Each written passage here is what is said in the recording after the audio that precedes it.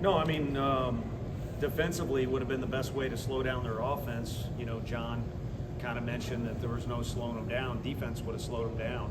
Wouldn't have stopped them. They took some good swings.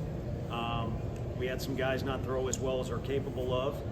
I don't know how Breedlove could have thrown the ball any better. Guy put a good swing on it. So again, not to take credit away from them, but we could have turned the fourth inning into a 2-run inning by getting over to cover the base, and then the sixth inning by turning it a double play, or maybe just kind of being able to edge out a play here or there could have changed that number as well. But they came back as we knew they would with their best punch and took some good swings. And again, on the defensive side and the pitching side, which those two are married together, we weren't as good as we needed to be. Tough spot for AJ. What were you seeing?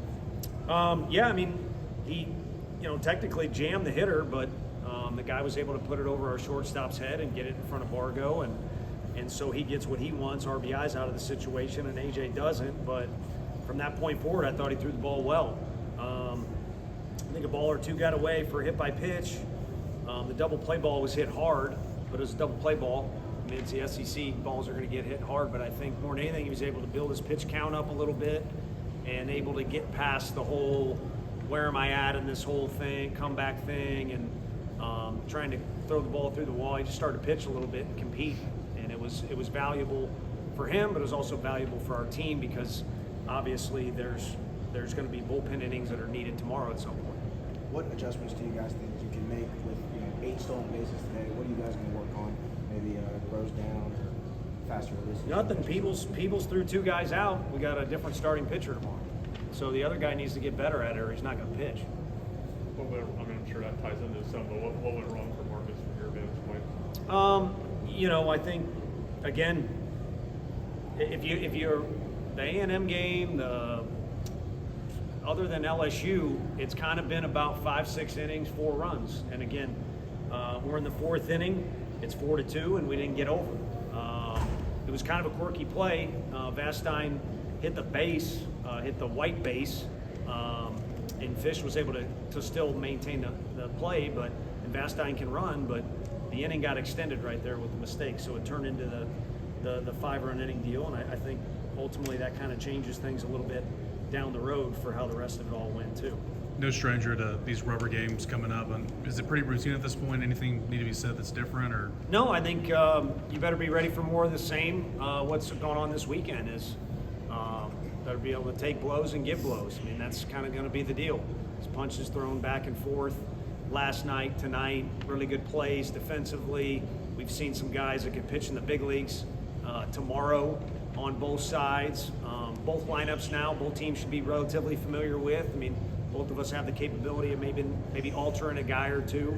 But you show up to the park, you have fun during pregame, and no reason to stop having fun. It's baseball, you have fun during the game, but obviously it's a competition at the highest level where you're trying to finish the weekend on Sunday. That's why Sunday's an important day, and see what we get. How frustrating is it when you have 2-out hits there in the 5th, get a couple runs back, to have that 6th inning kind of go the way it does with dink hits, a couple errors, things like that? Yeah, I mean, guys put the ball in play from their point. A couple guys could have made a pitch with either 2 strikes or just in general. Could have made a defensive play. Those are all couldas.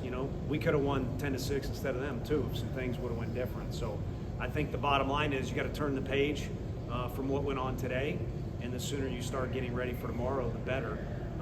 But yeah, clearly frustrating to have things spiral a little bit in a couple of those innings where you feel like you got things under control, and then it kind of turns into a hot mess. I guess that's like the main thing that you liked out of the dugout, the way that they continue to fight and get runs across the dish. Yeah, I mean, the guy they had labeled as their closer didn't close the game, but he comes in the game and he's got good stuff. And take 2 really good swings out of the gate for the home runs, but there was also good at-bats after that, and a credit to their right fielder. He's in a good position to make the play, but also had to make, have a good first step and make a diving play. So, again, couldas aren't going to get us anything here, but if that ball gets down from Newey, we turn the lineup over, you got 2 base runners on, and maybe it gets a little more hairy. But the bottom line is, I thought yesterday the scoreboard wasn't that indicative of it because it was a 1-run game. I thought we were the better team yesterday. They were clearly the better team today. with what AJ gave you tonight, what do you like about your pitching going into the finale tomorrow? Well, then it makes a couple guys completely fresh that probably need to be that way in order to perform at their best.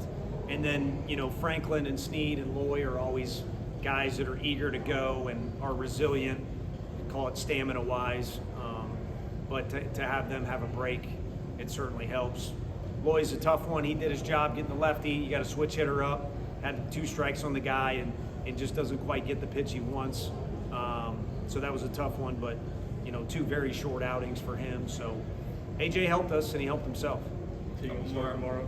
More than likely. And, you know, like all Sundays, it's going to be a team effort, whether it be the guys in the dugout, as you mentioned, or just in pregame in general. And then there's going to be 9 innings or maybe more that need to be filled by Teagan and other guys. And then our offense, we need contribution from everybody, whether it's a hit by pitch or just a 2-strike battle or whatever. But they scored 2 innings where they scored in bunches, and 2 is nice, it's better than 1, but that's not considered a big inning. And we had too many blank spots, and I'm not talking about hits. I don't even look at the hits. Just quality at bat wise, we had too many blank spots to really get something kind of cooking. Anything else? All right, thanks everybody. Thank you. Thanks. Okay.